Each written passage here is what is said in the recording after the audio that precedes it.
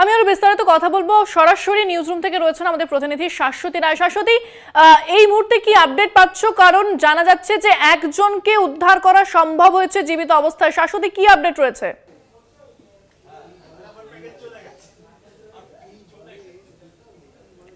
শাশ্বতী, শোনা যাচ্ছে? একেবারে ইন্দ্রাণী, আরেকবার একটু প্রশ্নটা করতে বলবো। হ্যাঁ শাশ্বতী, একজনকে জীবিত অবস্থায় উদ্ধার করা গিয়েছে, যেটা এখনো পর্যন্ত আপডেট পাচ্ছি আমরা। তোমার কাছে এই মুহূর্তে আর কি আপডেট রয়েছে?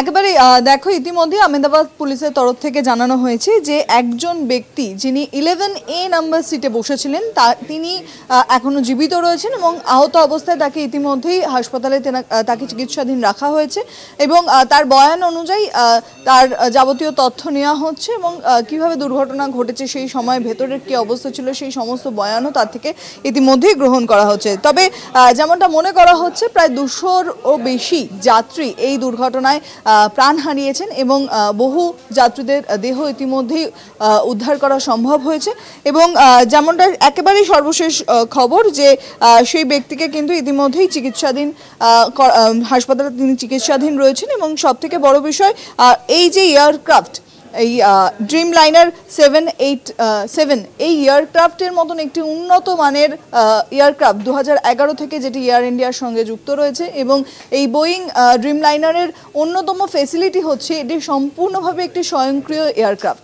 সেখানে এই ধরনের বিমানের ত্রুটি থাকা বা এই ধরনের বিমানে কোনো সমস্যা তৈরি হলে সেটি কিন্তু স্বয়ংক্রিয়ভাবেই এটিসিতে তার নিজস্ব সিগন্যালিং পাঠাতে পারে এবং সেখান থেকে দাঁড়িয়ে মেডে কল পর্যন্ত, পাইলটের মেডে কল পর্যন্ত এই বিমানের ত্রুটি ধরা কেন পড়লো না সেটা নিয়েই কিন্তু প্রশ্নচিহ্ন তৈরি হয়েছে এবং অপরদিকে যতক্ষণ পর্যন্ত না ব্ল্যাক বক্স উদ্ধার করা সম্ভব হচ্ছে ততক্ষণ পর্যন্ত কিন্তু আসল কি কারণে এই দুর্ঘটনা তা কিন্তু সম্পূর্ণভাবে সুস্পষ্ট হবে না।